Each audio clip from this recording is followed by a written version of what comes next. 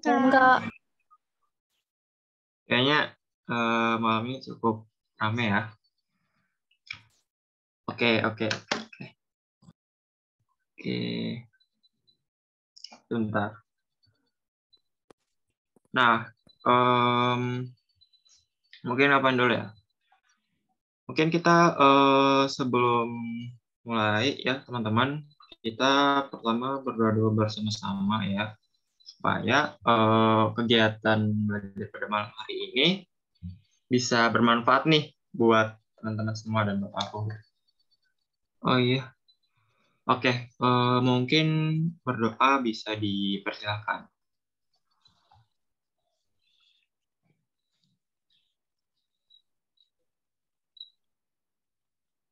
Oke, berdoa dicukupkan. Oke, mungkin aku izin share dulu ya.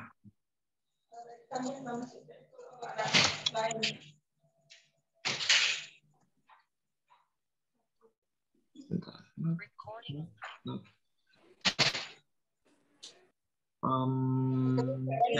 Orang yang punya pulang-pulang. Teman-teman. Coba dimakan di luar.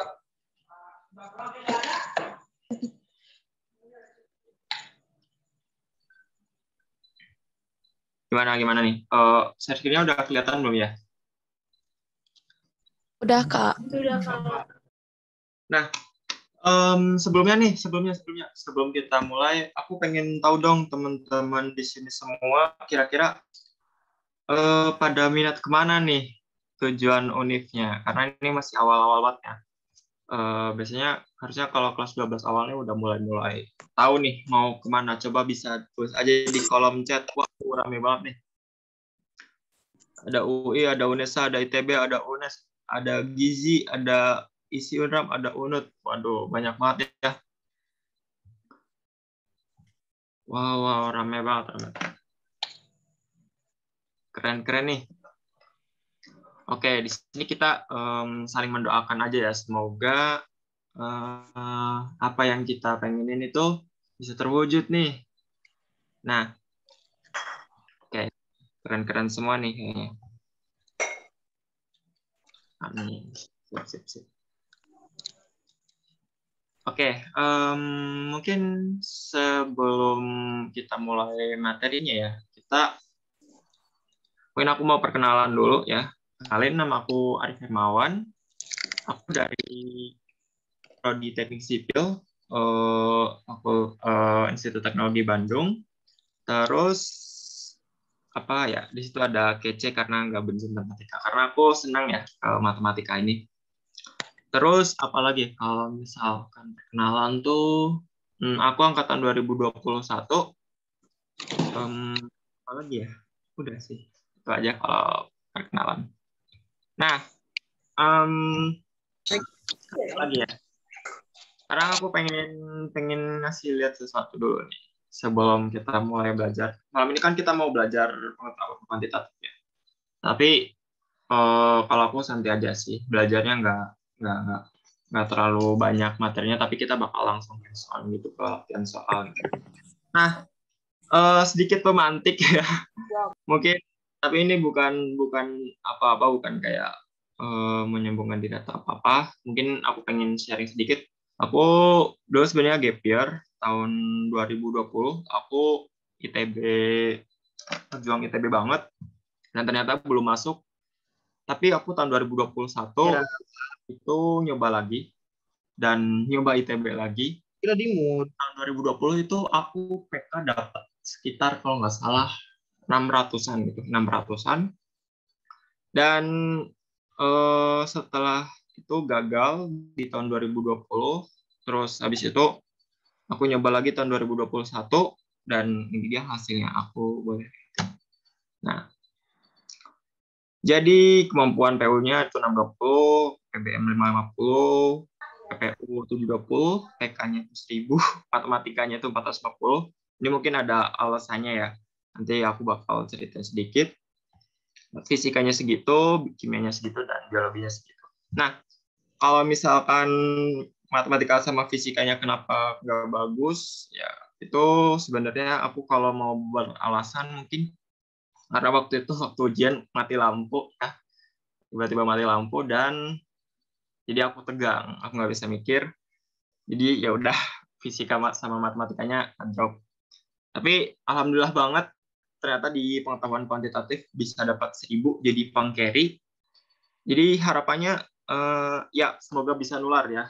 Semoga teman-teman pasti bisa ya. Yuk yuk yuk. Nah, semangat ya belajarnya. Jadi kalau misalkan aku bisa, harapannya teman-teman juga bisa nih. Karena dulu juga aku pernah ngalamin pengetahuan kuantitatif itu sempat jadi kayak 600 gitu. Tapi ternyata setelah aku coba lagi bisa sampai 1000. Oke, nah gimana sih caranya aku bisa dapat PK 1000 itu? Nah, sebenarnya mungkin kalau misalkan cara itunya ini ya, satu kata beruntung. Cuman di sini keberuntungannya yang aku maksud di sini nggak cuman kayak pure tiba-tiba out of nowhere aku dapat nilai 1000 gitu. Tapi out of nowhere aku ngeblok semua jawaban itu 1000, tapi enggak. Tapi dalam kegiatannya, dalam persiapannya itu aku ada hal yang aku lakuin gimana caranya aku bisa dapat 1000 gitu. Jadi apa ya? Aku memperbesar peluang aku supaya bisa dapat nilai 1000 gitu. Nah, gimana tuh caranya? Jadi kayak gini. Jadi dulu mungkin ini bisa diterapkan buat semuanya ya. Bisa dilakukan ke semuanya baik yang gap year, terus semi gap year atau mungkin yang udah kelas 12. Atau mungkin dari SMK juga bisa yang mungkin kayak beda gitu pelajarannya sama yang SMA gitu. Nah, pertama yang dulu aku lakuin ketika di awal-awal gap year, itu aku pertama diagnosis dulu. Diagnosis apa aja nih yang belum aku bisa, apa aja yang aku belum bisa, ya apa aja yang udah aku bisa, terus apa aja yang bisa aku skip. Nah, cara diagnosisnya gimana? Terserah gimana caranya, mau kalian ikut tryout, terus habis itu dilihat babnya itu apa gitu yang kira-kira belum bisa, terus kira-kira yang kalian udah cepat ngerjainnya itu mana aja gitu. Nah, setelah diagnosis setiap babnya itu. Nah, kalau udah tahu di yang bagian minus ini, coba dicek lagi prasyaratnya itu udah bisa belum. Prasyarat tuh gimana? Jadi matematika itu sifatnya gitu ya. Sifatnya tuh kayak kumulatif. Kumulatif tuh jadi dikumpul-kumpulin jadi satu kesatuan yang utuh gitu. Jadi ibaratin tuh kalau kalian tahu Lego, nah matematika tuh kayak satu kepingan dijadiin satu gitu. Nah itu matematika. Nah, misalkan nih contohnya kita hands on aja ke misalkan pelajaran limit aljabar nih, limit aljabar. Nah, ini kan ada kata limit, ada kata aljabarnya. Sebenarnya yang aku lihat dari banyak banyak murid itu banyak murid itu, karena aku juga sebelumnya sempat beberapa kali ngajar. Jadi limit aljabar tuh sebenarnya nggak bermasalah di limitnya, tapi kebanyakan masih bermasalah di aljabarnya nih. Jadi kayak memfaktorkan itu masih belum lancar. Terus habis itu nggak tahu bentuk-bentuk spesial itu gimana gitu. Jadi sebenarnya bukan masalah di limitnya, tapi di aljabarnya aja masih kacau gitu. Jadi mau melanjut ke limit ya berat gitu. Jadi kalau misalkan ternyata di limit aku belum nguasain. Nah, terus habis itu cek lagi aljabarnya. Oh, ternyata aljabarnya belum dikuasai juga. Oh, berarti aku harus belajar aljabar. Nah, terus setelah diagnosis, ya udah belajar materinya. Terus habis itu latihan soal langsung. Nah, terus banyak yang sering tanya nih, antara latihan soal sama lihat materi harus didahuluin mana? Ya kenapa nggak dilakuin kedua-duanya secara sekaligus gitu? Misalkan mungkin nonton satu video terus habis itu ngerjain 3 soal gitu, atau mungkin nyelesain 2 video, habis itu latihan soal. Atau mungkin nonton satu video, recapnya itu caranya kalian coba tulis lagi apa aja yang kalian pahamin tanpa ngelihat video itu gitu. Karena kebanyakan yang aku lihat orang-orang itu ketika belajar kayak cuma jadi mesin fotokopi doang. Mohon maaf ya. Jadi kayak gimana tuh mesin fotokopi? Misalkan ada nih materi dari menit 0 sampai menit terakhir gitu. Menit terakhir. Nah, terus habis itu di copy aja ke kertas. Nah, yang kayak gini yang kurang efektif nih menurut kalau misalkan belajar. Nah, yang efektif itu gimana?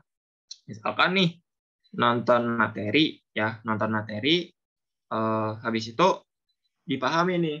Dipahamin, habis itu dicerna dulu di otak. Cerna dulu di otak.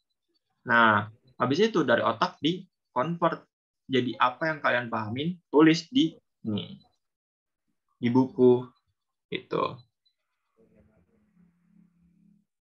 Nah, terus udah kayak gitu, latsol, coba habis latsol, tryout lagi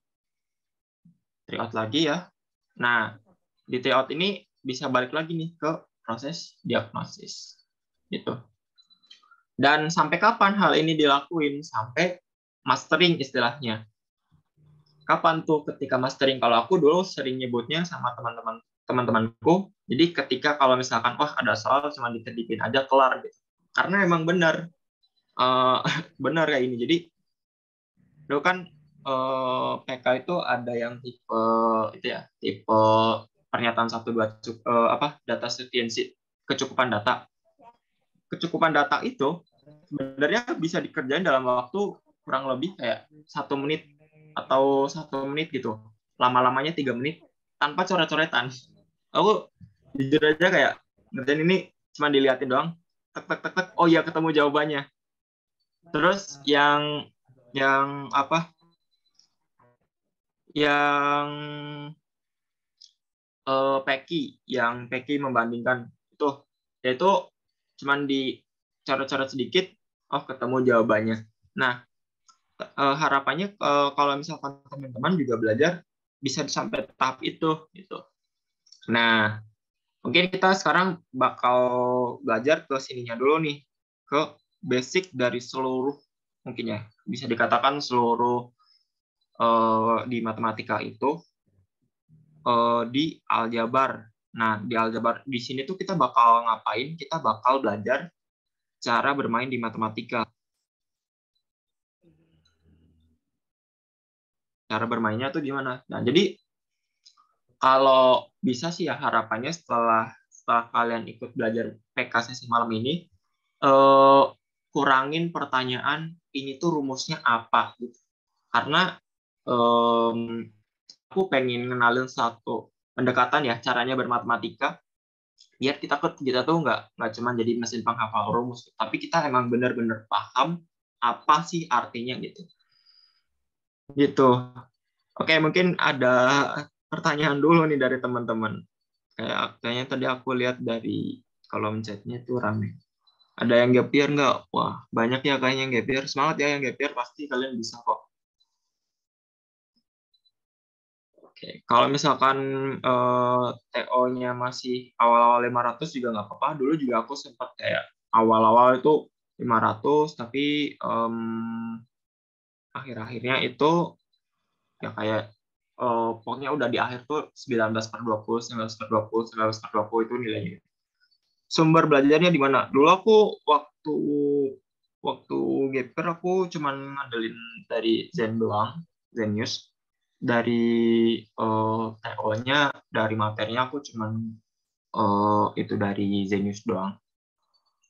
Tapi kalau misalkan itu sih preferensi ya, preferensi kalian enaknya kemana. Cuman harus tetap hati-hati dalam memilih platform TO karena nggak semua, ini aku bukan yang menjelek-jelekan atau gimana, nggak semua platform TO tuh kayak cuman cuman ngasih tahu soal yang kelihatannya sulit gitu, tapi sebenarnya nggak terlalu melatih daya pikirnya gitu. Ya, kalau aku nggak, nanti aku jawabin dulu ya.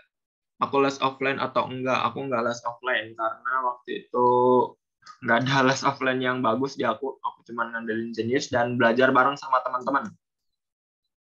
Jadi kayak gini, aku dulu punya grup yang cuma sedikitan gitu, cuma 4 sampai 5 orang. Nah, jadi setelah aku belajar tuh, aku ngadain mini tutoring ke teman-teman aku. Dan dari situ emang mini tutoring ini menurut aku sangat support buat belajar gitu. Jadi kayak aku belajar dengan cara mengajar gitu. Jadi teman-teman kalau bisa cari, kalau misalkan punya teman yang enak buat diajak belajar, circle kecil gitu, ya udah buat aja. Nanti kalau misalkan habis ngerjain apa, yuk kita ngerjain apa, terus habis itu saling bahas. Dan bahasnya secara mendalam itu, komprehensif. Kak, ada belajar dari buku nggak? Wangsit dulu aku sempat beli, cuman kan habis itu aku nggak pakai karena ada banyak, sebenarnya soalnya banyak dari sini saja sih. Terus Kak, berarti kalau belajar materi itu harus berkesinambungan, kayak Kak jelasin aljabar dulu baru ini. Iya, dan harus tahu kalau misalkan mau belajar apa, harus tahu syaratnya belajar apa aja.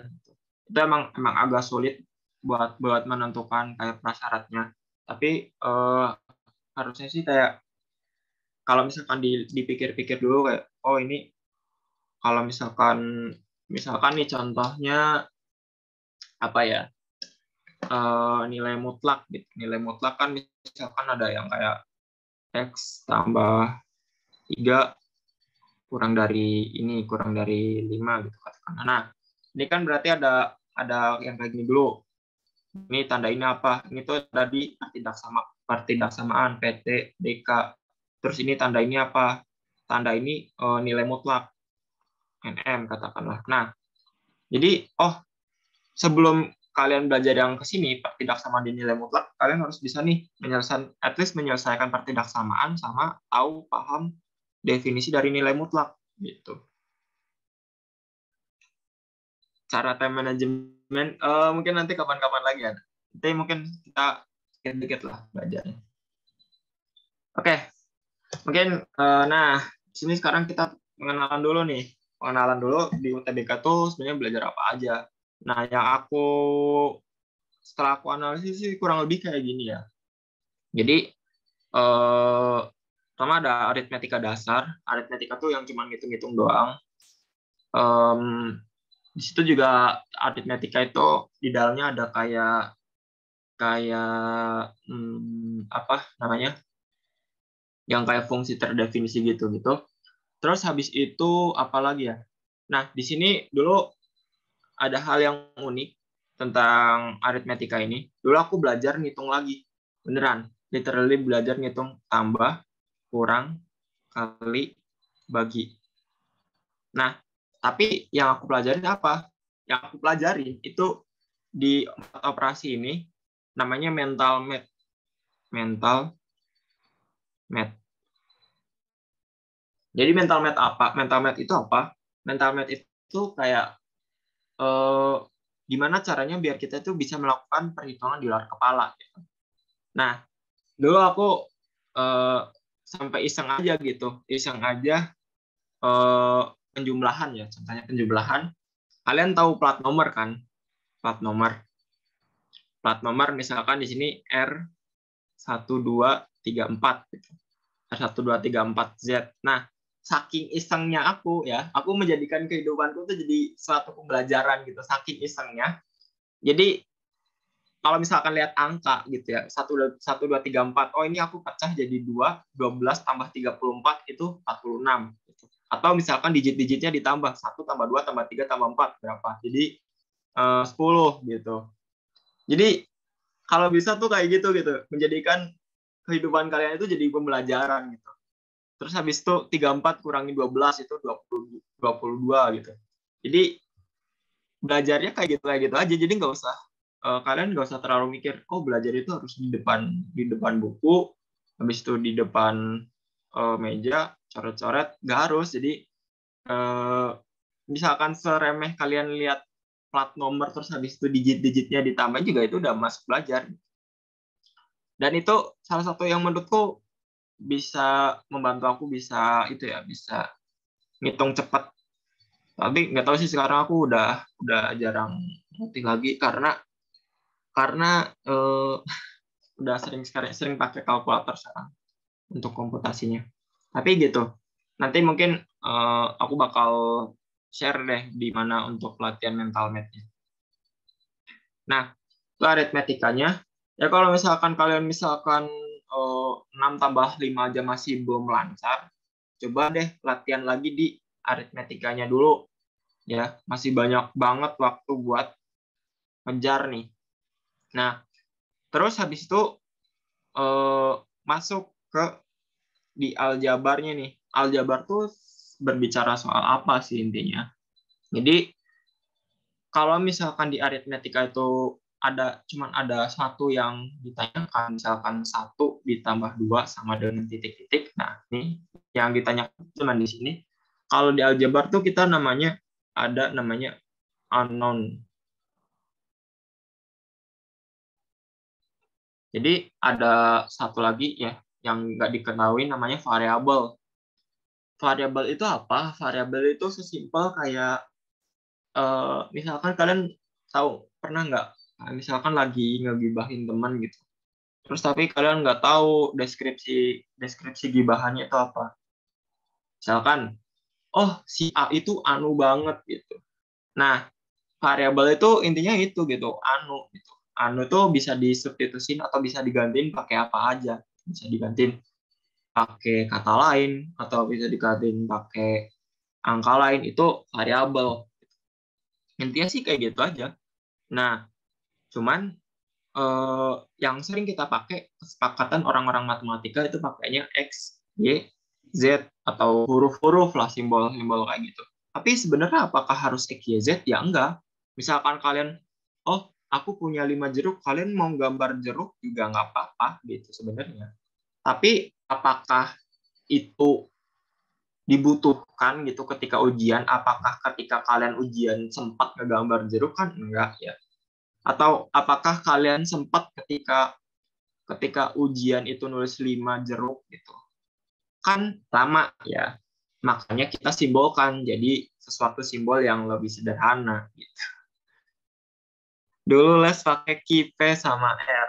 Ya, itu juga sering lah pakai PQR itu, apalagi kalau di bab logika. Logika itu sering banget peristilaan premisnya pakai jika P maka Q gitu.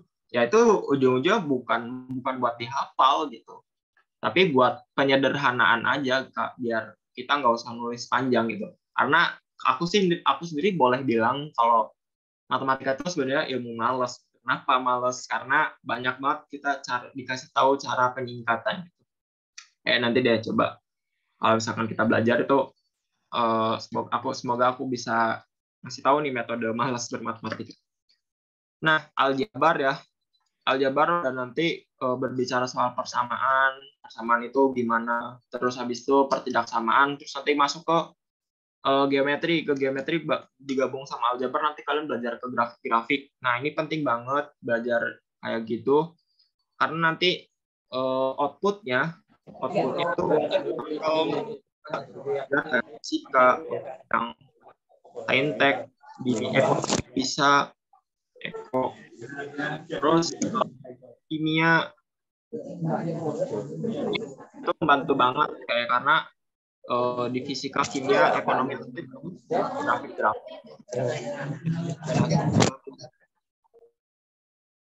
Nah, jadi belajar grafik gimana caranya bikin grafik, terus habis itu gimana grafik itu ditransformasikan, digeser-geser, terus pindahin ke atas, pindahin ke bawah, itu pokoknya di geometri.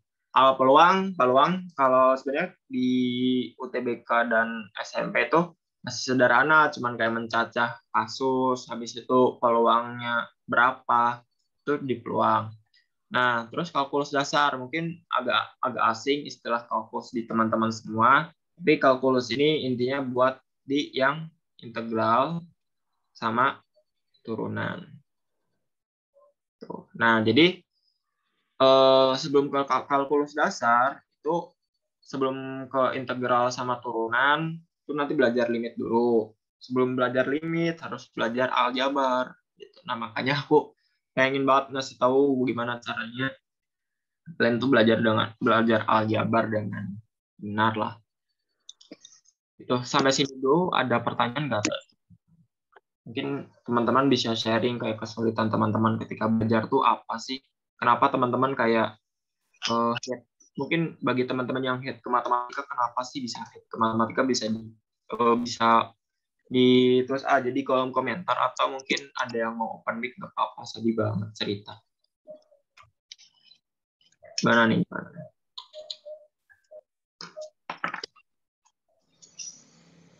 Aku nyiapin bahan dulu. Mungkin dari aku ya, Kak. Iya, sok silakan Jihan. Kalau kesulitan aku sendiri selama ini kan lebih ke mau mulai dari mana tuh bingung, Kak. Misal mau belajar PK, aku nggak ngerti mau mulainya tuh dari mana gitu loh. Sedangkan materinya tuh ada banyak. Mana yang harus aku prioritasin di awal gitu loh, Kak. Mungkin dari Kakak ada saran untuk materi yang harusnya dipelajari di awal. Oke, kalau misalkan mulai dari mana dulu, makanya itu tadi aku ngasih tahu pentingnya diagnosis karena biar tahu mulainya dari mana. Kalau misalkan itu sih dari aljabar 1 ya. Aljabar 1 itu mungkin bisa kalian catat ya. Aljabar 1 itu pertama menyelesaikan persamaan, terus habis itu masih persamaan linear, habis itu persamaan kuadrat, nanti persamaan kuadrat masuk ke fungsi kuadrat. Nah, setelah belajar 3 itu, belajar bikin grafiknya gimana, terus habis itu masuk ke pertidaksamaan, nanti bisa dikaitkan sama nilai mutlak. Gitu. Itu awal-awal deh yang bisa kalian pelajarin itu dari kayak gitu. Nah, terus juga selain itu penting banget di matematika atau di PK itu buat belajar ngenalin pola. Karena di matematika itu banyak banget kita ketemu sama namanya pola-pola. Nah, makanya di PK itu nggak tahu tahun 2022 itu ada atau enggak, tapi ada namanya tipe soal yang fungsi terdefinisi gitu loh, yang kayak kalian dikasihin fungsi baru ya. Terus misalkan nih A kotak segitiga, A kotak B itu dia sama dengan A kurangi B gitu ya. Nah, ini namanya fungsi terdefinisi gitu. Jadi kalau misalkan aku di sini nulis 5 kotak B, 5 kotak 3, dia berarti apa? Jawabannya berapa? 5 kotak 3. 2 ya. Gampang ya. Nah, ini tuh mengenali pola gitu, atau bisa juga kalian belajar dari sequence atau barisan dan deret. Nah, dulu aku benar ngelatih itu tuh dari itu kayak gitu. Kemarin ada yang kayak berarti kayaknya masih masih relevan lah soal itu. Bingung mau belajar UTBK dari mana, soal sekarang udah pulang sekolah terus belum, kalau ada les dulu pas online banyak waktu senggang, dan sekarang udah terus. Iya sih, aku juga cukup relate karena dulu waktu aku kelas 12 udah cukup, aku kelas 12 masih online kan, masih offline kan. Nah, tapi dulu aku emang bisa nego sama gurunya gitu, jadi kayak emang pas kelas 12 tuh aku emang udah dedikasiin buat UTBK gitu, karena emang gimana ya, mohon maaf, guru di sekolah itu kayak tidak terlalu bertanggung jawab. Mereka tuh kalian tuh mau lolos lewat UTBK atau enggak, tapi kayak mereka tuh cuman nge-push aku ya, dulu di aku kasusnya buat memperbanyak di SNMPTN gitu. Tapi ya aku sama beberapa temanku ya kita rebel aja deh, walaupun aku dulu dulu dapat kuota SNM juga, cuman ya aku karena dari basicnya sekolah yang mungkin nggak terlalu terkenal juga sih. Tapi jadi nggak masuk. Tapi untungnya aku udah backup persiapan di UTBK gitu. Nah, jadi sebenarnya harus, tapi pas lomba itu malah kurang. Iya sih, emang kadang-kadang problematik sekolah tuh. Nah, jadi pas kalau misalkan membaginya gimana, sebenarnya kalau aku boleh bilang sih harus ada yang dikorbankan gitu, tapi jangan terlalu dilepas banget. Kayak mungkin sekarang kan nilai semester berapa? Semester 5 ya. Semester 5 tuh masih dipakai buat SNMPTN. Jadi kalian bagus-bagusin sampai ya bagus-bagusin lah buat buat memperbesar peluang di SNMPTN itu. Nanti kalau misalkan udah masuk pendaftaran SNMPTN, alias nilai SNMPTN udah nilai semester sekolahnya itu udah nggak dipakai, kalian gasin tuh buat di UTBK-nya. Sekarang mungkin UTBK-nya kalian performanya 75% lah, oke. Okay. Nah, yang buat sekolah yang 100%-nya. Nah, tapi nanti setelah semester 5 udahan, kalian coba deh ke komunikasiin gitu, Bu atau Pak, saya ini mau persiapan UTBK ini gitu. Apa ya? Boleh nggak kayak kita tuh buat belajar fokus UTBK gitu sih, kalau misalkan bisa ya. Kalau misalkan enggak ya emang ya itulah perjuangan sih, namanya juga perjuangan gitu. Jadi ya kita harus coba apa ya, coba emang mensiasati menuju mimpi kita. Oke, nah kita udah belajar, kita udah mengenalin ya. Lagi sini. Nah, kenapa harus belajar pengetahuan kuantitatif? Karena pertama secara praktis dia itu diujikan di UTBK ya, dan TPS, dan katanya kan rumornya kalau misalkan TPS itu punya bobot yang lebih tinggi daripada TK, walaupun validitasnya kurang bisa dibuktikan ya, karena nggak ada yang tahu kecuali pihak-pihak LTMPT. Yang kedua, pengetahuan kuantitatif itu merupakan suatu pengetahuan dasar gitu buat bermatematika, karena di kuantitatif itu kita sebenarnya nggak dituntut buat jadi kayak anak olimpiade yang jago gitu dalam matematika dan argumen matematikanya, tapi at least di pengetahuan kuantitatif ini bisa kepake banget buat kehidupan kita gitu. Nggak harus, emang sih dalam kehidupan kita juga kayak belajar matematika kayak nggak, sering banget aku juga nanya, ini emang integral itu buat apa gitu, belajar integral itu buat apa gitu. Emang kalau misalkan aku nanti mau beli buah itu pakai integral kan enggak. Nah tapi kan buat kalian yang punya mimpi besar kan, kalian kegiatannya belum tentu cuma beli buah doang gitu. Mungkin kedepannya aku bakal menghitung beban suatu jalanan gitu. Mungkin metode-metode matematika yang kompleks itu bakal dipakai. Nah, tapi sebelum belajar ke metode yang kompleks itu ya harus yang dasar-dasarnya dulu harus bisa terkuasai gitu, yaitu di pengetahuan kuantitatif. Dan di pengetahuan kuantitatif ini kita diajarkan buat gimana caranya berpikir logis, sistematis, dan sistematis gitu. Itu di pengetahuan kuantitatif. Nah, terus dengan belajar pengetahuan kuantitatif ini jadi basic banget buat belajar sains yang lainnya kayak fisika, kimia. Itu yang aku tahu sih sebenarnya. Terus mungkin ekonomi, terus pokoknya belajar yang lain ya. Even mungkin yang nanti masuknya mau ke computer science gitu atau teknik informatika, itu ya butuh juga pengetahuan kayak gini karena emang di situ dibutuhkan banget logik sama computational thinking-nya. Kayak kenapa sih contohnya misalkan yang boleh aku sebutin di fisika gitu. Ada soal yang nggak cuman kelihatannya sulit gitu, tapi sebenarnya tuh bisa diselesaikan dengan mudah gitu. Misalkan ada grafik gitu, grafik mobil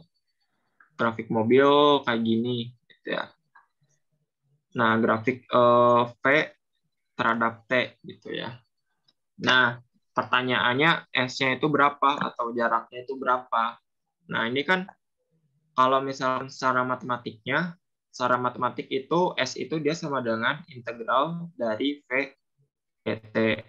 Atau misalkan secara sederhananya V kali T. Maksudnya integral dari V dt itu gimana? Itu tuh kalau misalkan kalian pelajarin di integral itu luas di bawah kurva. Jadi luas di bawah kurva. Nah, berarti di sini kan. Oh, berarti dari sini kalian bisa tahu nih luasnya itu berapa. Dengan tahu luasnya ini berapa, nanti kalian tahu S-nya itu berapa. Nah, jadi ya gitu.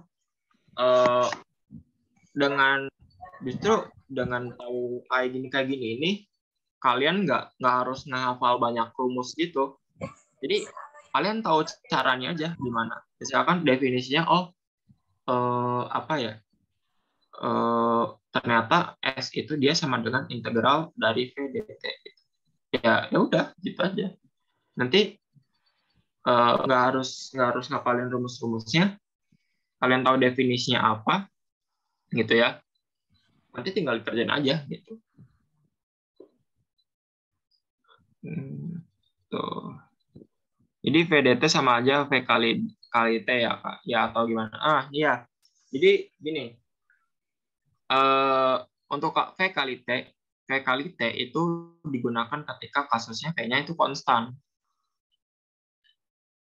Nah, untuk kalau V dt itu D-nya itu apa? D-nya itu dia difference, tapi dalam interval waktu yang sangat kecil gitu. Jadi penjumlahan, kayak ibarat tuh sebenarnya kalau dalam integral tuh kayak gini, misalkan ini kamu pengen ngejumlahin, tapi intervalnya tuh kecil banget. Nah, ketika kamu ngejumlahin dari 0 sampai titik T gitu ya. Nah, nanti semuanya ke arsir kan. Jadi kalian jumlahin nih, misalkan ada mobilnya dari sini ke sini nih. Nah, kalian jumlahin sedikit gitu, sedikit. Nah, ketika penjumlahan yang sedikit ini disatuin, nanti kan ketahuan S-nya itu berapa gitu. Gitu sih. Ya kita kalian di sini ngobrol aja gitu lah ya. Masalah belajarnya santai aja. Oke. Gitu pokoknya gambarannya ngehubungin pengetahuan kuantitatif sama sains yang lainnya. Karena secara filosofinya sendiri matematika itu merupakan bahasanya sains gitu. Kayak ibaratin aja kalian pengen ngobrol sama orang Inggris nih, tapi kalian nggak lancar, nggak fluent belajar bahasa Inggrisnya gitu kan, kita bakal kesulitan kan belajarnya juga atau berkomunikasi sama mereka. Nah, sains juga kayak gitu, bahasa yang paling presisi ya buat mendefinisikan sains itu sampai saat ini matematika gitu. Kalian bakal kesulitan buat atau at least nggak terlalu paham ke sains kalau misalkan matematikanya juga masih belum dalam, gitu. Masih belum bisa memahami dengan baik gitu. Itu yang aku pelajarin ya.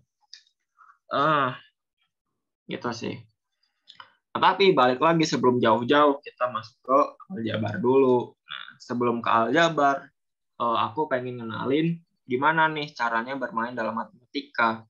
Jadi sebenarnya aturan nomor 0 itu kalian bangun mindset dulu. Wah, kalian coba hapus identitas kalian sebelumnya yang kalian punya tentang matematika. Kalau misalkan itu buruk ya, kalian yang nganggapnya kalian itu, wah aku nggak jago matematika, wah aku pokoknya dodol di matematika, kok PK itu sulit banget, nilai PK aku masih jelek, apakah aku nggak bisa naikin. Pokoknya itu dihapus dulu semuanya. Kalian ubah cara pandangnya dengan, wah nilai PK aku masih jelek ya, ini sangat menantang nih buat aku tingkatkan. wah kayaknya aku masih kurang tepat deh cara belajarnya. Wah, ini tuh sebenarnya gimana ya caranya aku buat tingkatin ini. Jadi coba dulu diubah mindsetnya atau pola pikirnya dalam belajar. Semoga dengan itu kalian bisa menemukan semangat dalam belajarnya gitu. Karena orang itu yang apa ya? Jadi ada satu framework namanya see do get gitu ya. See, terus habis itu do, terus habis itu do get. Nah, ini tuh saling mempengaruhi gitu. Maksudnya gimana sih itu paradigma dalam kalian memandang sesuatu gitu. Kalau misalkan kalian memandangnya itu negatif ya, nanti hal-hal yang kalian lakuin itu negatif gitu. Misalkan kalian memandangnya kalian itu gagal dalam matematika gitu. Nah, yang kalian lakuin ya nanti bermalas-malasan dalam belajar matematika gitu.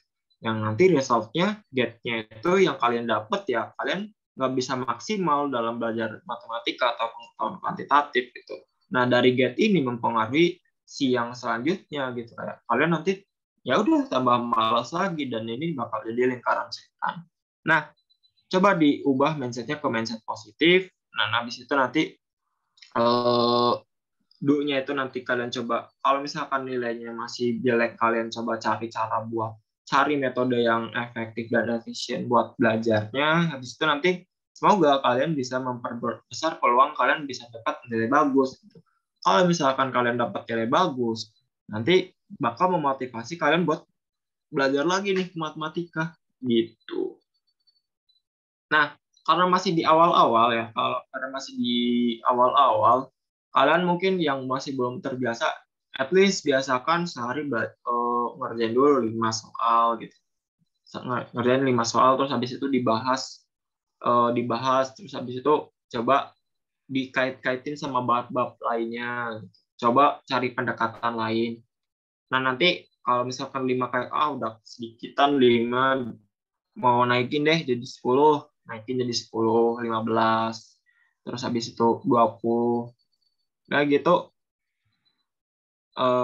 gitu pokoknya naik-naik terus itu. Nah, apa mau caranya untuk itu untuk menghitung S gimana ya, agak kurang fokus tadi, maaf. Tadi cuman ini luas di bawah air doang. Kalau misalkan ini ternyata tingginya ini berapa? Tingginya ini 10, di sini interval waktunya itu 2, berarti 10 kali 2 dibagi 2 atau luas segitiganya. Coret-coret berarti ini 10 meter. Ini cuman tadi aku cuma nyontoin doang, betul. Nah, oke, mungkin kita sekarang masuk ke ini ya dulu ya. Masuk ke apa namanya? Bermain di matematikanya dulu. Oke.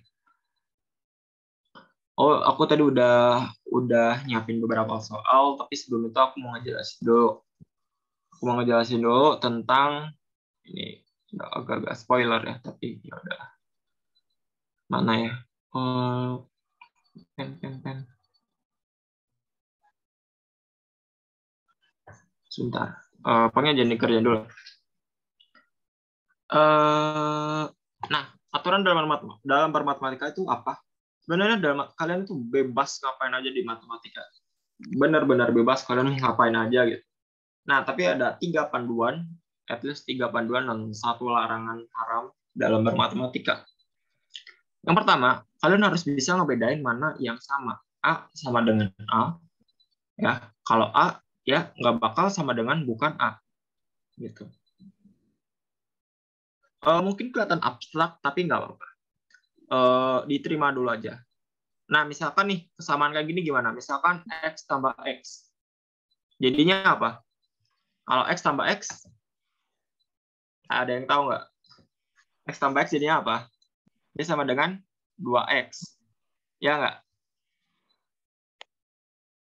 2X. Nah, kalau misalkan akar 2 ditambah akar 2, akar 2 tambah akar 2, jadinya 2 akar 2. 2 akar 2. Ya. 2 akar 2. Kalian harus punya kemampuan, harus bisa ngecek mana yang sama mana yang enggak gitu. Kalau misalkan akar A kali B ya, akar A kali B itu dia sama dengan akar A kali akar B. Nah, ini benar atau salah gitu. Nah, kalian harus punya kemampuan cara ngeceknya itu gimana, dengan caranya belajar definisi.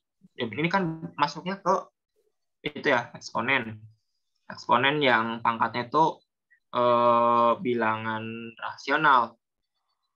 Bilangan rasional gitu. Oke, bakar 2 bener ya. Nah, jadi ternyata ada tuh sifat di eksponen yang kalau misalkan ada perkalian pangkat X ya. Oh, ini bisa dijadiin A pangkat X dikali B pangkat X. Oh, berarti dengan sifat ini kita bisa tahu kalau ini tuh pernyataannya benar. Tapi kalau misalkan kalian nulis akar 2 ditambah akar 2 dia sama dengan akar 4, ya itu salah gitu. Karena ya tidak sesuai gitu. Nggak ada sifat kayak gini. Atau misalkan nih kalian punya persamaan kuadrat itu definisinya ax kuadrat ditambah bx ditambah c ya. Persamaan kuadrat ya, berarti sama dengan 0. Nah, terus kalian punya persamaan 5x kuadrat ditambah 3x ditambah 2 sama dengan 0 gitu. Nah, A-nya berapa? A-nya berapa? 5. Terus B-nya sama dengan 3. 3. dengan 2. 2. 2. Nah, ini dia. Jadi kenalin nih mana yang sama, mana yang enggak. Nah, mungkin kayak gini sekarang. Aku ngasih definisi ya. Aku ngasih definisi kalau misalkan kalian ketemu integral kotak pangkat n d kotak ya sama dengan kotak pangkat n plus 1 dibagi n plus 1 ya ditambah c. Ya, definisinya ini dulu.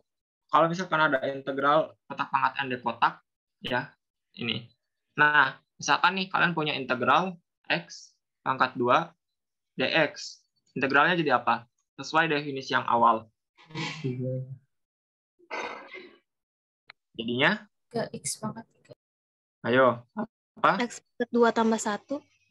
X pangkat 2 ditambah 1. 2 ditambah 1 dibagi 2 ditambah 1.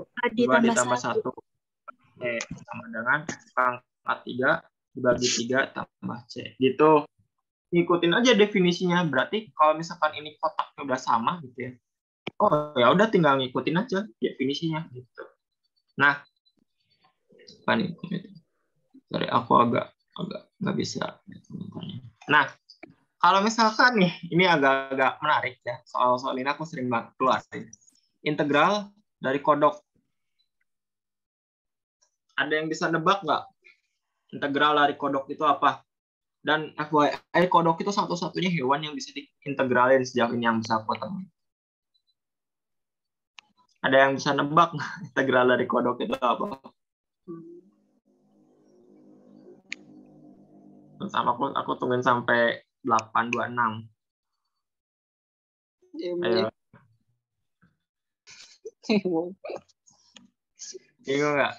Kecebong, kodok kuadrat. Setengah KO kuadrat. Wah, ini ada yang tahu nih. Setengah KO kuadrat. Bener ya jawabannya, tapi kurang tambah C. Jadi jawabannya tuh 1/2 KO kuadrat ditambah C. Jadi kayak gini. A kali B sama dengan, kan sama aja ya, sama aja B kali A.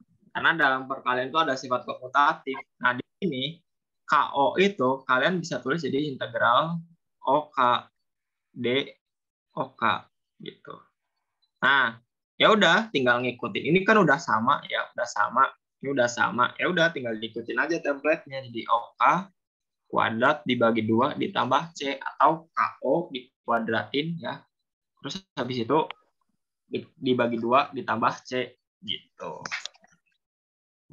Tuh. Selamat yang udah tahu. Oke. Nggak apa-apa, ini intermezzo aja.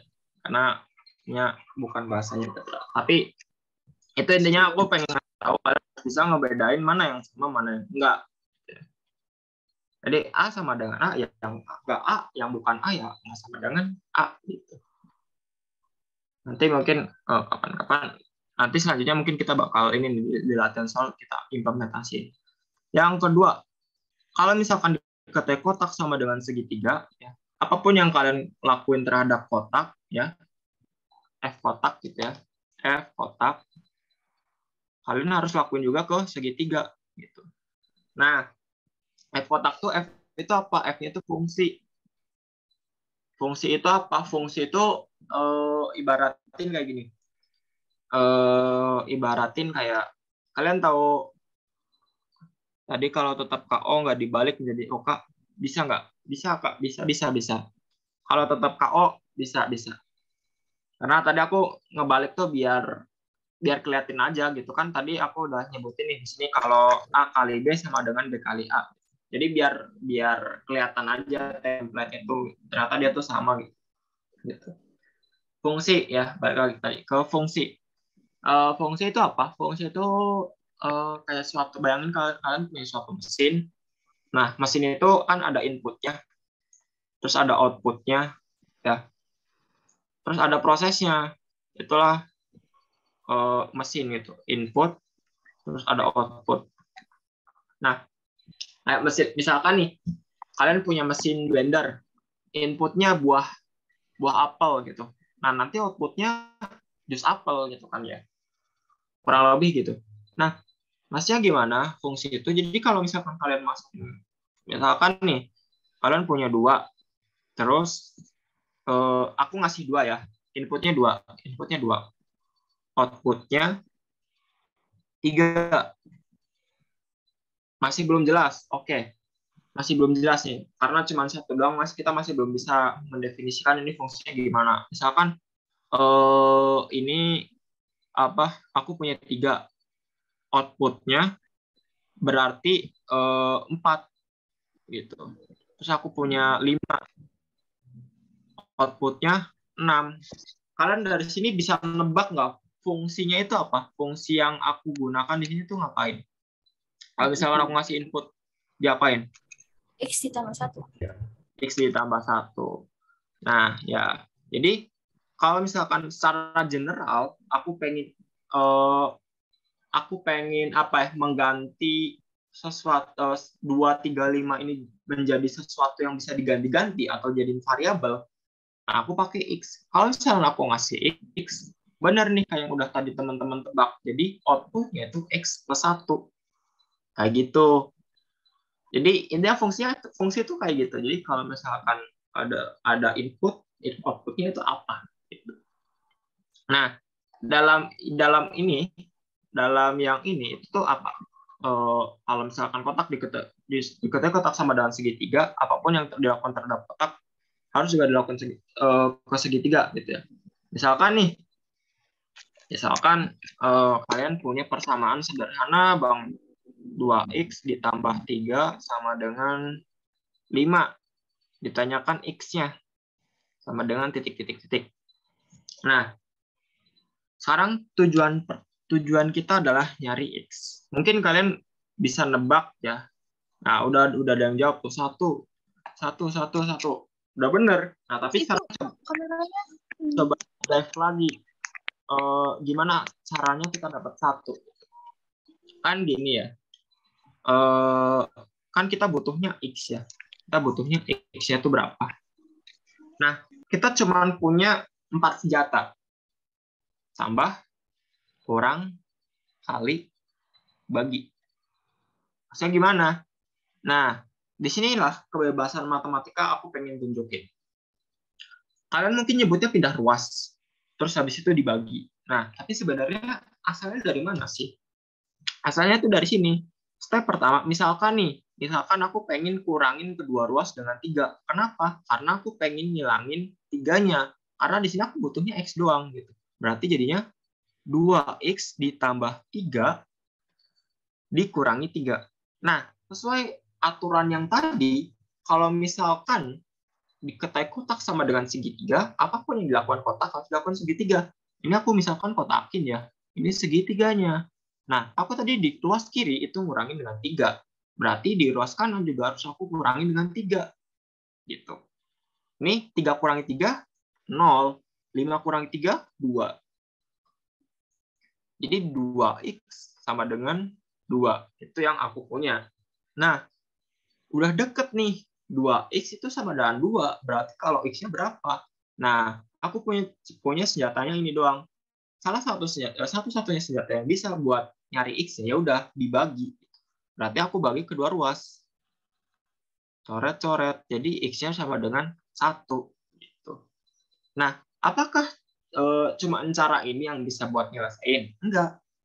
Kalian bisa juga ngerjain dibagi dulu gitu. Jadi 2x ditambah 3 sama dengan 5. Kalian bagi dulu, bagi 2.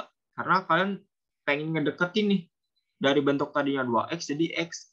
Oh, kalian bagi kedua ruas. Jadi 2x bagi 2 itu 2x dibagi 2 ditambah 3/2 sama dengan 5/2.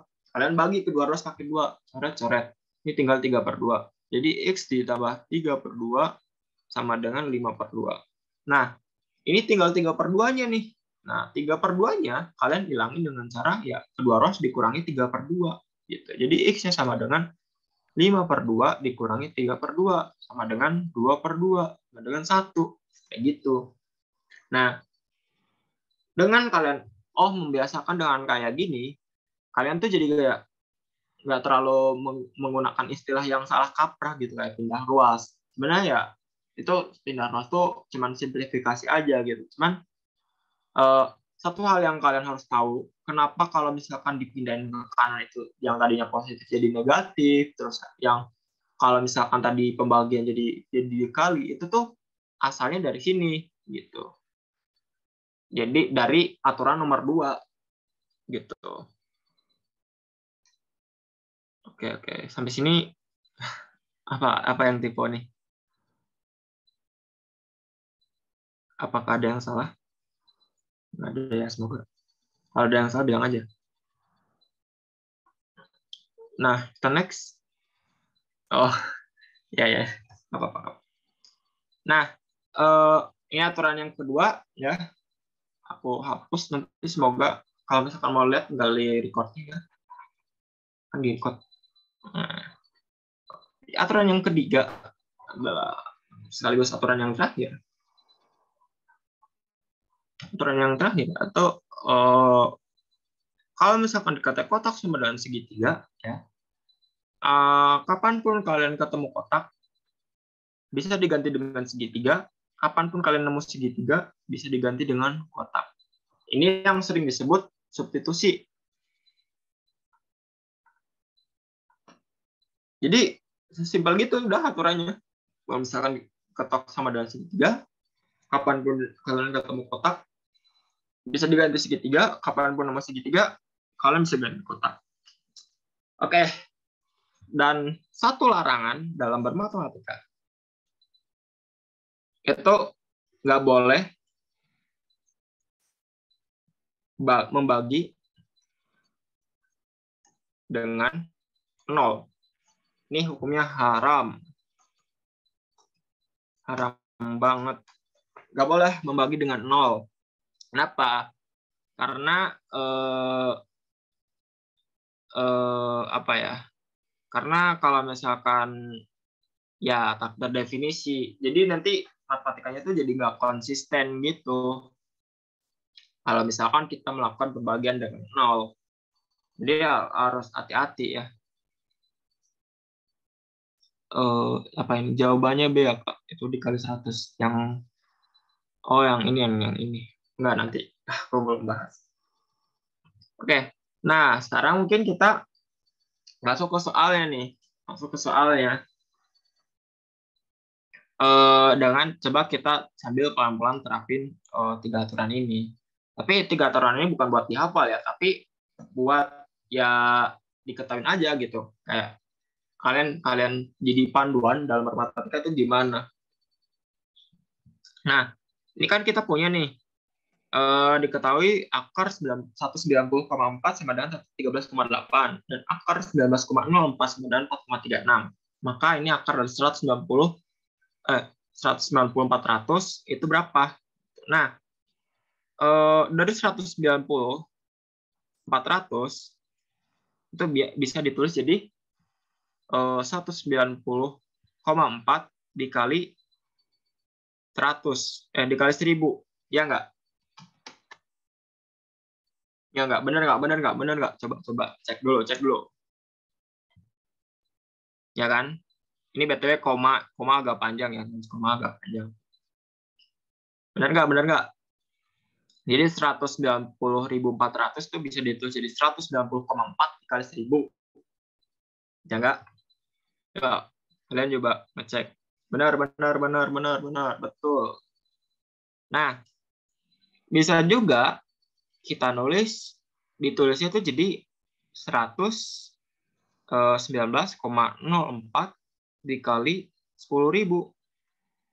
Ya nggak?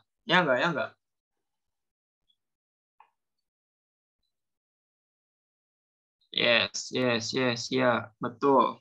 Oke. Nah, kenapa nih akun ubah 190.400 ini jadi kedua bentuk ini? Karena kita cuma punya informasi di soalnya cuma ini, gitu. Jadi kita paksa bentuk ini ke bentuk yang udah diketahui di soal, gitu. Jadi ya udah yang diketahui kan ini sama ini. Nah ya udah tinggal kita paksa aja gimana caranya bentuk ini biar jadi kayak gini, gitu. Oke. Kenapa 1000 dan 10.000? Nah, sekarang coba kita cek. Kita gunain yang aturan pertama. Ini benar nggak kalau misalkan ini kita kaliin jadi 190.400? Ini kan berarti 190,4 kali 1000 ini dicoret nolnya ya. Coret nolnya 1 jadi 194 gitu. Nah, kali 100 tambahin 02. Oh, ternyata sama aja nih sama ini. Aku tulis sama dengan panjang. Nah, yang ini. Oh, berarti ini coret nolnya 2, habis itu ini tinggal 194 gitu. Kaliin lagi 100, tambahin nolnya 2. Oh, ini sama, aku tulis sama dengan panjang gitu. Jadi, kenapa dikali 1000, kenapa dikali 10.000? Ya, caranya itu asalnya dari situ gitu. Dari aturan yang pertama ini ternyata bentuk ini itu tuh bisa ditulis yang ini, bisa tulis yang ini, bisa tulis ke bentuk yang lainnya sebenarnya. Tapi kita nggak tahu gitu. Maksudnya kita nggak butuh bentuk-bentuk yang lainnya karena kita tuh cuman butuhnya ke bentuk yang ini 190,4 ya, biar dapat bentuk 190,4 atau 19,04 gitu. Semoga paham ya yang tadi tanya. Oke, ya. Yep. Oke, bisa kita lanjut ya. Nah, ya. Sekarang kita lanjut. Kan di sini di akar ya. Di akar. Berarti kita pakai yang kedua nih. Kita pakai aturan yang kedua. Kalau misalkan di kiri di akar, di kanan juga di akar juga. Ini di akar, berarti ini di akar juga. Ini juga di akar juga. Gitu. Maksudnya ini kan sebenarnya ini sama dengan 190/400 di akar ya. Nah, ini kalau ruas kanan di akar, ruas kiri juga di akar. Nah, kita ingat kalau misalkan di eksponnya itu kalau misalkan ada akar A kali B, ya, akar A kali B dia sama dengan akar A dikali akar B. Gitu. Akarnya bisa dipecah. Berarti dari yang sini ini bisa ditulis jadi akar 190,4 dikali akar 1000. Nah, kalau yang ini bisa ditulis jadi akar 19,04 dikali akar 10.000. Nah, dari kedua ini, dari 1 sama 2, yang mana yang bisa diselesaikan? Yang jelas ya yang 2. Itu. Kenapa? Karena akar 19,04 itu kita tahu hasilnya berapa di sini. 19,4 itu 4,36. Dan 10.000 kita tahu akarnya berapa? Akar 10.000 itu 100. Jadi ini jawabannya 436. Yeay, benar yang tadi jawab B ya. Nah, kenapa nih kita tahu akar 19,04 itu 436? Pakai aturan yang ketiga. Kalau misalkan dikata kotak sama dengan segitiga, kapanpun kalian nemu kotak bisa diganti dengan segitiga, kapanpun nemu segitiga bisa diganti kotak. Di sini kita tahu 19,04 itu dia sama dengan 4,36. Nah, ya udah yang 19,04 ini kita ganti jadi 4,36 gitu. Akar 10.000 ya itu 100 gitu kan, gampang kan kalau akar 10.000 itu ngitungnya. Nah, kenapa kita nggak pakai yang ini nih? Kenapa nggak 13,8 kali akar 1000? Ya, akar 1000 kita nggak tahu berapa gitu. Harus hitung pakai kalkulator. Dan kalau ujian kan kita nggak boleh bawa kalkulator ya. Jadinya kita pakai yang kedua gitu nih teman-teman. B, ya jawabannya B. Dan tadi yang jawab B benar ya. Selamat. Gitu. Gimana nih? Sampai sini ada pertanyaan dulu nggak teman-teman? Kalau mau tanya boleh lewat chat atau misalkan open mic aja nggak apa-apa. Paham? Kalau paham, tik aman. Gampang ya? Gimana? Gampang nggak? Matematika gampang nggak? Gampang banget kan? Menyenangkan nggak teman-teman? Jadi gitu. Kalau misalkan belajar, wah ternyata gampang banget soal yang kayak gini tuh. Gitu. Alhamdulillah banget kalau alhamdulillah banget ya. Soal bonus. Gitu. Nah, kita lanjut ke soal yang nomor 2.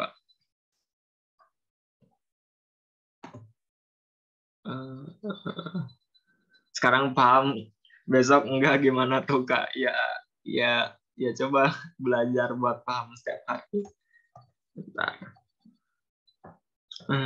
Nah, ini. Teman-teman mau nyoba ngerjain dulu nggak? Atau mau langsung dibahas aja? Atau mungkin ada yang langsung mau open mic buat bahas. Nah, itu bener tuh. Banyakin latihan. Jawabannya B. Wah, gimana tuh caranya? Boleh open mic nggak? Mau open mic nggak? Reza Saputra. B.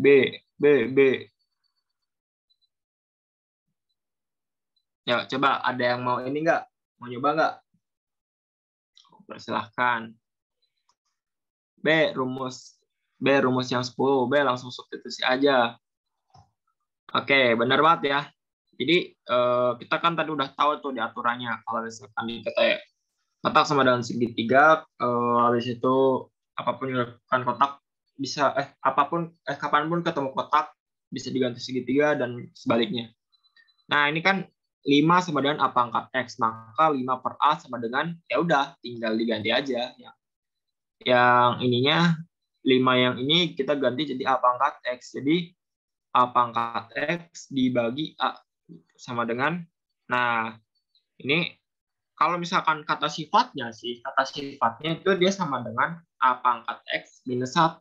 Nah, tapi sekarang nih aku mau ngasih tahu lagi gimana caranya kita bisa mengkonstruksi sifat-sifat itu sendiri. Gitu. Nah, di sini udah benar ya jawabannya B. Gampang ya.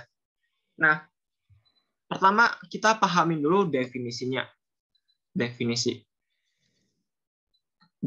dari eksponen.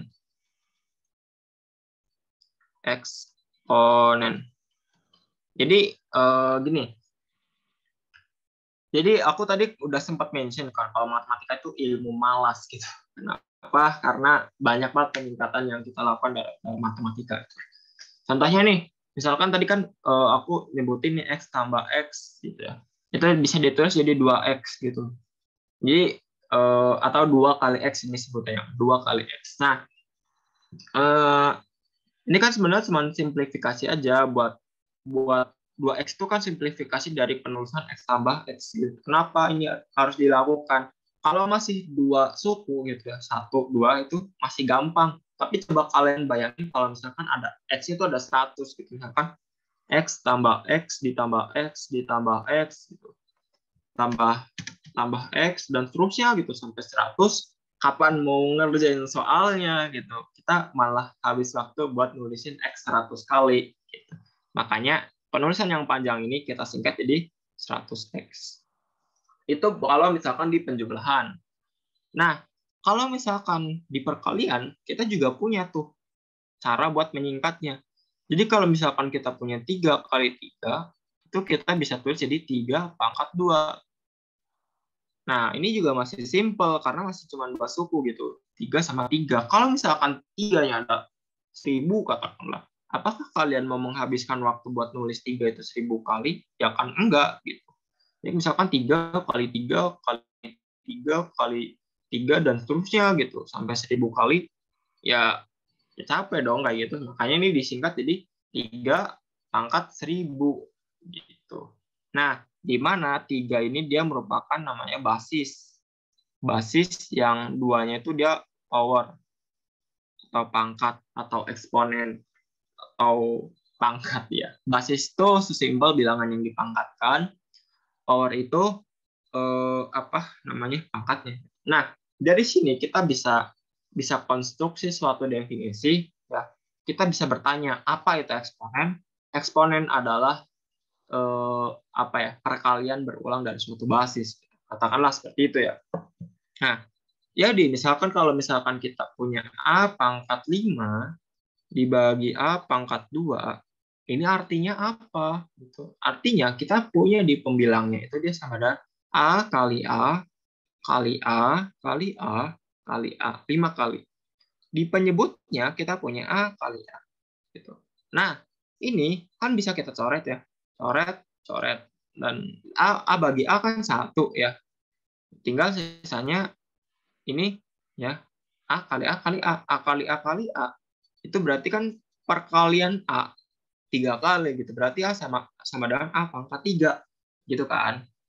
Nah, dari sini bisa kita konstruksi suatu sifat ya. Atau properties.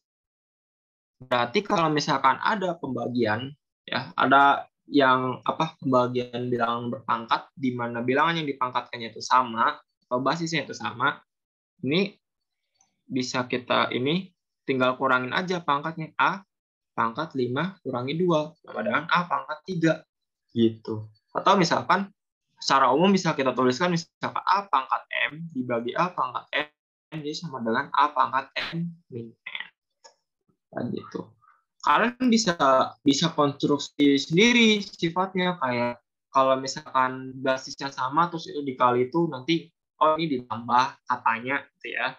Kalian boleh aja skeptis gitu sama matematikawan yang udah atau sama buku yang udah nyebutin emang benar gitu. Pembuktiannya gimana gitu.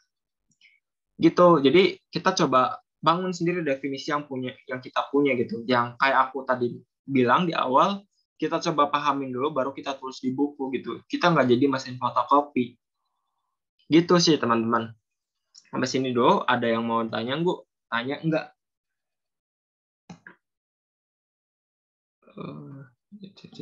Oh enggak. Udah enggak yang mau tanya? Kak, mau kumpulan soalnya apakah berkenan? Oke, nanti coba aku kasih. Oh ya, BTW, aku sebelumnya lagi ada project gitu, nanti mungkin kalian bisa cek aja Twitterku. Di situ ada beberapa soal yang udah aku konstruksi polanya. Jadi buat latihan biar kalian bisa ngerjain cepat gitu. Jadi aku lagi bikin project gitu. Misalkan babnya itu pemfaktoran tuh. Babnya itu pemfaktoran. Misalkan kalian pertama ngerjain 4 soal. Terus ternyata udah belum benar 4 nih, masih benar 2. Nah, nanti kalau misalkan kalian buka webnya itu lagi, itu tuh webnya itu bakal bikin soal lagi gitu buat kalian secara otomatis. Jadi kalian punya, kalau nggak salah kemarin ada lebih dari 200 kombinasi soal dengan angkanya udah terkombinasi banyak banget. Nanti kalian bisa cek aja Twitter aku. Nanti Twitternya aku lupa namanya apa. Akhirnya aku udah nulis gitu. Nanti mungkin buat sumber-sumber lainnya aku juga kasih tahu. Tapi mostly buat sumbernya tuh dari bahasa Inggris sih, karena penalaran kuantitatif itu merujuk ke soal-soal GRE JRA, SAT, sama NTSE kalau nggak salah. JRA itu ini kayak yang dari US, UK gitu. NTSE itu yang dari India kalau nggak salah. Nanti coba aku kasih ya. Aku nyimpannya filenya kok. Oke, kita lanjut ke soal yang nomor 3, teman-teman. Nah, ini. Mungkin teman-teman mau ngerjain dulu atau ini? Mau ngerjain dulu atau langsung? Tapi ini 8 menit lagi ya. Mungkin aku langsung bahas aja ya teman-teman, karena waktunya sedikit lagi juga. Atasi. Kalau misalkan mau lanjut ya, kita lanjut aja. Setiap tahun para karyawan mendapat THR sebesar 45% dari gajinya. Jika salah seorang karyawan mendapat THR sebesar ini 378, gaji karyawan tersebut adalah titik. Oke, ini ada yang udah jawab kah? Oke, coba kita cek ya. Nah, ini kan setiap tahun para karyawan mendapat THR sebesar 45% dari gajinya. Nah, di sini nih kita mulai coba ubah dari yang word problem. Jadi dari tadinya bahasa yang sehari-hari kita pakai ke model matematika. Model mat. Caranya gimana? Ya, ini kita pahamin. Setiap tahun para karyawan mendapat THR 45% dari gajinya. Kita mungkin aja tulis gaji gitu, gaji. Tapi bakal terlalu panjang, biar lebih efisien atau lebih cepat, kita misalin aja gaji itu dia sama dengan X gitu. Ya. Jadi 45% dari gajinya itu dia sama aja 45% dikali X gitu. Atau 45% X. Jika seseorang mendapat THR sama dengan ini 378, gaji karyawan tersebut adalah titik-titik. Nah, berarti ini kita bisa mendefinisikan suatu model fungsi THR. THR itu dia sama dengan 45% dikali X. Gitu. Nah, di sini diketahui THR itu 378.000. Ya udah, sebutin aja ke sini gitu. Jadi 378.000 sama dengan 45% X. Nah, X itu berapa? Ya udah, tinggal kita bagi kedua ruas pakai 45%. Atau 45%-nya diubah dulu jadi desimal. BTW 45% itu 45/100 ya. Gimana cara ingatnya? Kalau aku ngingetin, mungkin udah ingat juga, tapi salah satu fakta menarik kan persen ya. Persen itu dari bahasa Inggris sen. Nah, sen ini kalau misalkan kalian ingat kata century itu kan 100 tahun. Berarti persen itu jadi per 100 gitu. Atau sen yang kata sen lagi itu apa ya? Pokoknya adalah yang sen itu dia artinya 100. 45% ya berarti 45/100. Nah, itu ada. Nah, THR sama dengan 45/100 kali gaji sama dengan 100/45 kali THR. Bener banget, Satria. Jadi kayak gitu ya. Jadi tinggal kita cari nih X-nya itu berapa. Berarti X-nya sama dengan 378.000 dibagi 0,45 atau 45 100/45. Gitu. Berapa nih jawabannya kalau misalkan dihitung? Coba hitungin dong. Computing. Jawabannya A, benar. Oh, enggak. Ini soalnya enggak gitu.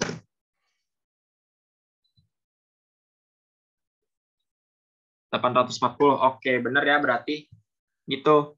Nah, jadi setelah kalian tahu aturan dalam matematika aja, sebenarnya belum selesai masalah kalian. Kalian harus bisa masalah selanjutnya memodelkan problem yang ada dalam kehidupan kita sehari-hari jadi sebuah model matematika, atau sebaliknya dari model matematika jadi kesimpulan dalam kehidupan kita gitu.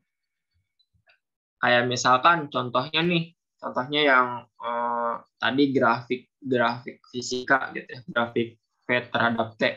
Misalkan ini T-nya itu sama dengan 5. Ini V. Nah, T sama dengan 5 itu di sini. T sama dengan 5. Nah, pertanyaannya kapan mobil itu berhenti gitu. Ada yang bisa jawab nggak? Ada mobil ya, ada mobil bergerak dengan kecepatan yang memenuhi grafiknya ini. Nah, terus pertanyaannya kapan si mobil itu berhenti, ketika detik berapa? Ada yang tahu nggak teman-teman? Kok bisa jadi 0,45? 0,45 ini kan 45% kan dia sama aja 45/100, ya nggak? Nah, 45/100 itu dia sama dengan 0,45. Ada 2 angka di belakang koma. Gitu.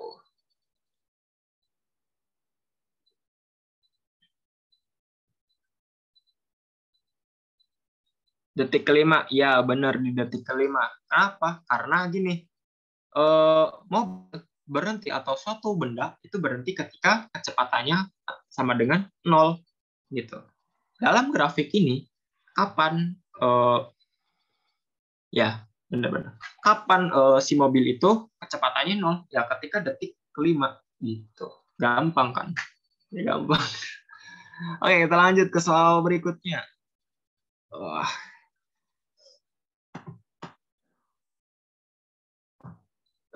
Nah, ini nih, menarik soalnya nih.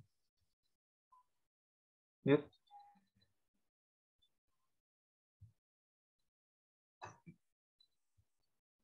Jika A pangkat 7 sama dengan 777 dan A pangkat 6 per B sama dengan 11, berapa nilai A kali B?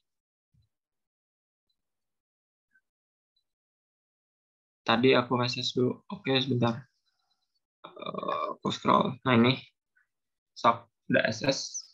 1, 2, 3.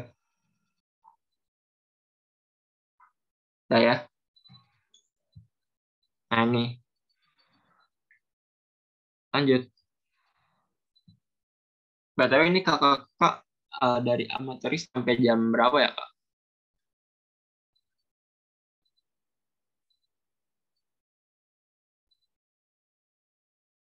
Oke, ini dikerjain dulu ya soalnya. Tek, tek, tek. BTW 777/11. Oke. Gimana tuh Reza caranya bisa dapat 777/11?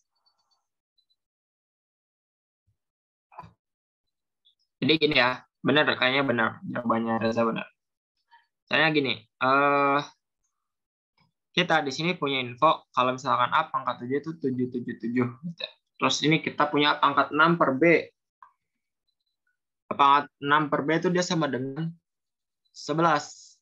Nah, berarti ini kan kalau misalkan kita kaliin A lagi, nanti kan kita tahu nih yang di ruas kiri itu jadi berapa. Ini kayak gini.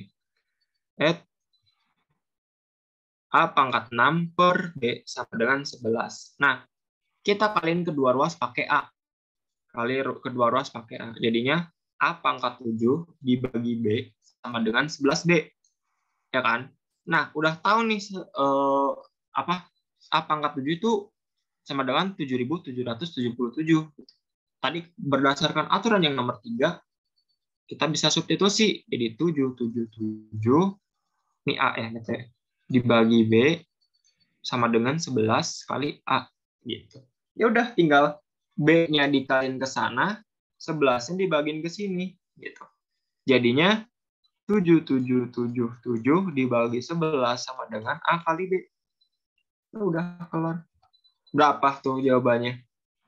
707, benar. Gitu ya. Oke. Gampang, gampang. Gampang beneran ya. Kayak gini tuh gampang. Next, lihat dulu aku sambil nyiapin soal berikutnya. Ini sebenarnya aku punya soal tuh banyak ya. Cuma aku cuma nyiapin 8 doang sih buat mengcover aljabar ini semua. Tapi saya ubah A pangkat 6 jadi A pangkat 7 minus 1. Wah, ini kreatif nih. Ya, bisa kayak gitu juga. Kayak gitu juga benar. Jadi kalau kata Reza, A pangkat 6 A pangkat 6 itu dia sama dengan A pangkat 7 minus 1. Berarti ini A pangkat 6 ini kita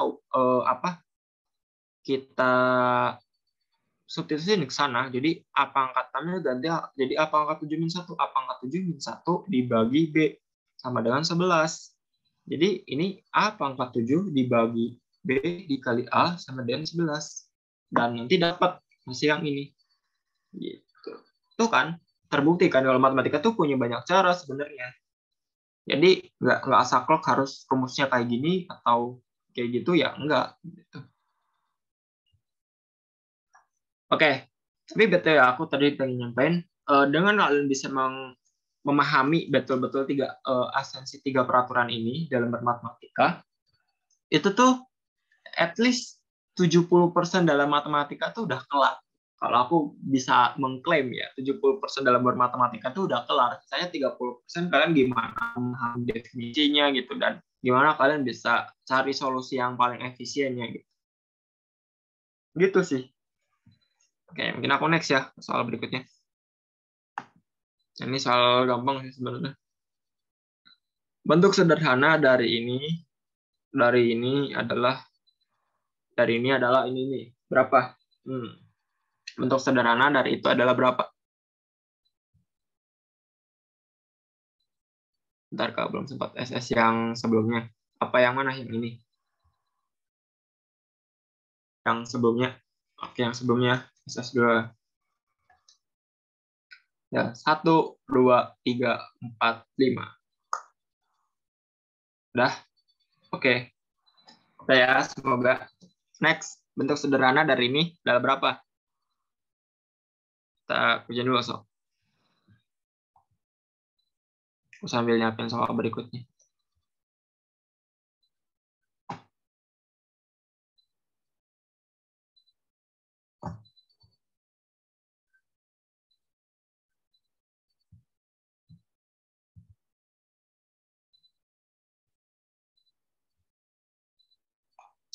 Udah belum?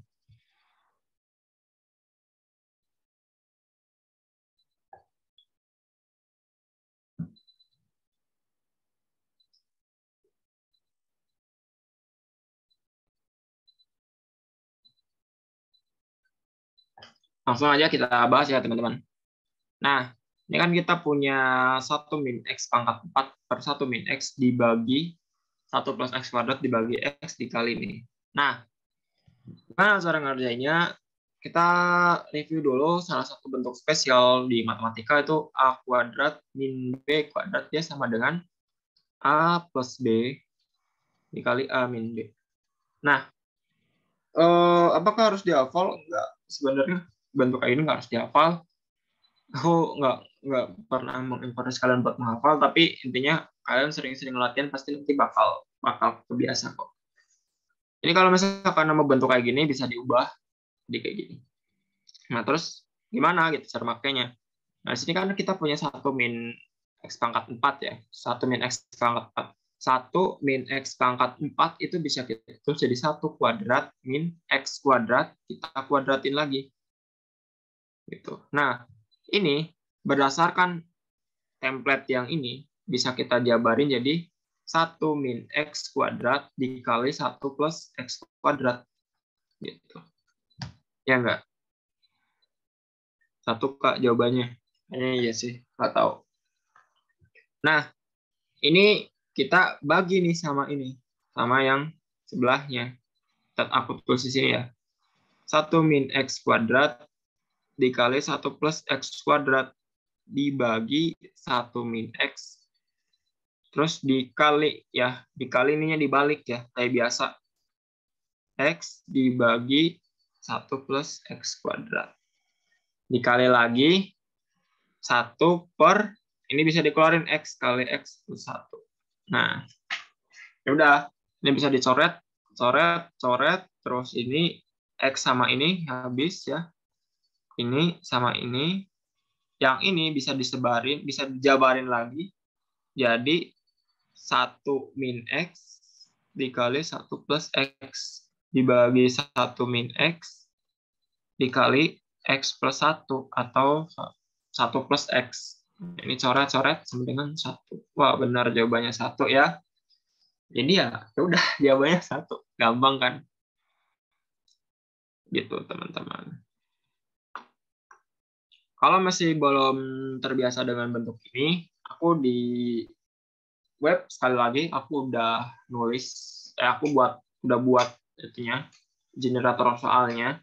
Nanti teman-teman bisa latihan soal di situ aja kalau mau gitu ya. Tinggal dicek-cekin aja. Ada di pinned post. Gitu. Aku biarin buat SS dulu 5 detik. 1, 2, 3, 4, 5. Oke, aku lanjut ya teman-teman. Nah, nomor selanjutnya, untuk mengecat 2/5 bagian dinding sebuah rumah dibutuhkan waktu 8 jam. Berapakah waktu yang dibutuhkan untuk mengecat sisanya jika di pengecatan dilakukan dengan laju yang sama? Ini sebenarnya bisa dikerjain dengan dilihatin aja. Dah, ketemu jawabannya belum? 12, ya benar 12. Caranya gimana? Oke, nggak apa-apa kalau misalkan belum bisa cepat. Caranya kita pakai cara yang visualisasi aja dulu. Ini kan 2/5. 2/5 itu berarti 1, 2, 3, 4. 1, 2, 3, 4, 5. Nah, 2/5 itu 2 diarsir. Nah, buat dapat segini, itu dia sama dengan 8 jam. 8 jam. Berarti satunya ini dia sama dengan 4 jam. Sisanya ini 3. Berarti 4 jam, 4 jam, 4 jam. Berarti dia sama dengan 12 jam. Gitu deh, udah keluar. Ya kan? Dilihatin dong. Itu teman-teman. Atau kita pakai pendekatan yang agak-agak fisika. Bisa juga. Katakanlah S sama dengan P kali T. Ini aku coba nebak-nebak aja. Dilihatin terus pusing. Iya sih, tapi kalau misalkan udah terbiasa enggak kok. Ini coba apa namanya? Kita pakai pendekatan fisika. Moga aja bisa. 2/5 bagian dinding itu butuh waktu 8 jam. Berarti S sama dengan 8V. Dia 0,4 S dia sama dengan 8V. 0,4 itu dari mana? 0,4 dia sama dengan ini 2/5 bagiannya. Jadi ini kan 2/5 tuh kalau itu dia sama dengan 8V. Gitu. 8-nya dari mana? 8-nya itu waktunya. Kalau misalkan sisanya atau 3/5 ya, itu kan diubah jadi desimal 0,6. Berarti 0,6 S sama dengan V kali ini, V kali T2 gitu. T2 itu sisanya ya. Nah, di sini V-nya itu diketahui lajunya sama. Berarti V ini sama V ini dia sama nilainya. Sama-sama berapa? Sama-sama 0,4 S dibagi 8 gitu. Nah, ya udah kita substitusin aja. Berarti 0,6 dikali S sama dengan 0,4 dikali S dibagi 8. Sama dengan dikali T2. Nah, kita selesaiin T2-nya berapa? Ini S bagi S, coret. Ya. 0,4 ini sama aja, jadi sama aja 0,6 dibagi 0,4 dikali 8. Coret-coret, 6 bagi 4 itu 1,5, 1,5 kali 8 itu 12, sama dengan T2. Gitu. Itu kalau misalkan mau menyelesaikan kayak secara fisikanya itu gimana. Tapi kalau misalkan secara geometri selesai dan ini lebih cepat, ya udah pakai itu aja. Gitu, teman-teman. Oke, SS dulu. 1, 2, 3, 4, 5. Sampai sini ada yang mau tanya dulu nggak teman-teman? Kalau misalkan mau tanya aja. Kalau nggak, aku lanjutin. Oke, nanti aku tambah dulu page-nya. Nah, ini ada nggak yang mau tanya? Teman, oke. Next, yang terakhir nih. BTW banget. Balik lagi ke yang tadi ya, ke yang sebelumnya. Aku mau ngasih quiz dulu sedikit. Ini nih, kalau misalkan aku di sini declare ya sebelum di sini, kalau misalkan aku bilang x-nya sama dengan 1, apakah kalau misalkan x-nya sama dengan 1, apakah dia hasilnya sama dengan 1, hasil akhirnya 1 juga? Kayaknya iya. Iya kah? Yakin? Yakin? Kalau misalkan x-nya sama dengan 1, kita nggak bisa dapat bentuk sederhananya ya. Kenapa? Coba masukin 1 ke yang ini aja. 1 min x. 1 min x sama dengan 0. 1 min 1 sama dengan 0. 1 bagi 0 tidak terdefinisi. Jadi kalau misalkan x-nya sama dengan 1, nggak dapat. Ya, tidak ada karena pembagian 0. Ya, pembagian 0. Ingat ya, bagi dengan 0 itu haram. Nggak boleh. Di matematika kita nggak boleh bagi 0. Soalnya nanti, makanya tuh kita menggunakan namanya limit. Deh, aku ngasih sedikit spoiler aja. Kenapa kita pakai limit? Itu buat mengakalin sesuatu yang berarti itu kecil banget sampai menuju 0. Oke, lanjut mungkin ke ini soal yang terakhir. Jika x kuadrat sama dengan k plus 1, ya, maka x kuadrat x pangkat 4 min 1 dibagi x kuadrat plus 1 sama dengan titik.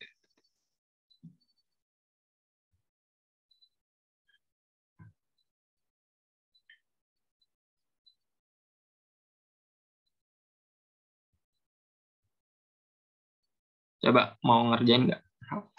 Kerjain dulu 2 menit deh. Aku mau izin minum dulu ya. Wah, udah ada yang jawab nih. Cara aku minum dulu.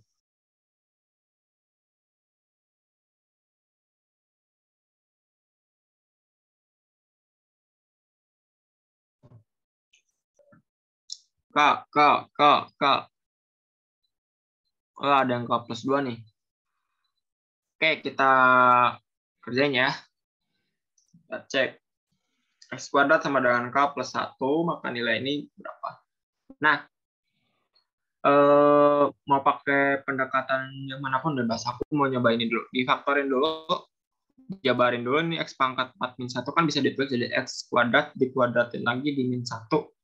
Ini bisa ditulis jadi X kuadrat min 1 dikali X kuadrat plus 1 dibagi X kuadrat plus 1. Coret. Nah, ini dia X kuadrat sama X kuadrat min 1. X kuadratnya udah tahu. Dia sama dengan K plus 1. Berarti K plus 1 di min 1. Sama dengan K. Gitu. Mungkin kurang teliti ya, Raffi. Nggak apa-apa. Jawabannya benar ya, Kak. Atau mungkin kalau misalkan udah tahu dari sini X kuadrat plus 1-nya. X kuadrat. Tadi kan udah tahu di sini nih, tinggal sisanya X kuadrat min 1 ya. X kuadrat min 1. Nah, di sini kita udah punya nih. X kuadrat sama dengan K plus 1. Berarti kalau misalkan X kuadrat min 1, ya udah kedua rows kita kurangin min 1. Jadi dapatnya ini sama aja. Atau mau pakai pendekatan lain mungkin juga bisa kayak gini. Mungkin agak sedikit panjang. Tapi kok coba kita aja. Coba ya. Ini berarti X pangkat 4 min 1 ya. Berarti kan ini sama aja ini dikuadratin. Berarti dia sama dengan K plus 1 dikuadratin itu dia sama dengan X pangkat 2 dikuadratin lagi. Jadi sama dengan K kuadrat ditambah 2K tambah 1. Dikurangi 1, ya. Dibagi ini K plus 1. Ya, ditambah 1. Nah, ya udah, ini teh langsung kita kerjain aja, coret. Jadi ini tinggal K kuadrat plus 2K dibagi K plus 2. Nah, ini bisa kita jabarin, K kali sama dengan K plus 2 bagi K plus 2. Coret-coret sama dengan K. Wah, hasilnya sama aja. Gitu. Nah, kenapa hal ini aku lakuin? Itu dia salah satu tips dalam belajar yang lainnya. Dalam membahas kalau misalkan kalian, ini misalkan dalam waktunya waktu senggang ya. Kalau misalkan ini udah ketemu jawaban ini, coba cari pendekatan lain dulu. Coba pakai cara yang lain yang kayak gini. Nah, yang kayak gini ternyata bisa juga gitu. Ternyata bisa juga dikerjanya kayak gini. Nah, tapi buat apa? Itu tuh biar kalian bisa mengeksplor lebih konsep yang lain yang bisa kalian pelajarin gitu. Tapi nanti pada akhirnya kalian harus bisa milih mana cara yang paling efisien buat dikerjain, buat dibawa nanti pas TBK gitu. Yes, udah 8 soal dan udah habis kayaknya. Mungkin aku agak izin ya Kak. Izin agak mempromosikan. Buat yang bikin akun Twitter aku, kalau nggak salah @real. Udah aku cek dulu, aku lupa deh. Real Nambi, ya. Real Nambi. Mohon izin ya Kak. Nah, kalian bisa ini aja. Bisa mungkin kalau misalkan mau tanya boleh. Gitu aja sih. Terus nanti kalau misalkan ada latihan soal kalian bisa kerjain. Mungkin aku bakal lanjutin projectnya juga. Gitu aja sih teman-teman. Makasih udah mau bertahan ya sampai jam 9.19. Hebat banget nih. 43 orang. Dari awal sempat rame banget. Semoga yang aku sampaikan ini bisa bermanfaat buat teman-teman. Ya udah, selamat malam semuanya. Jangan lupa istirahat gitu. Oke.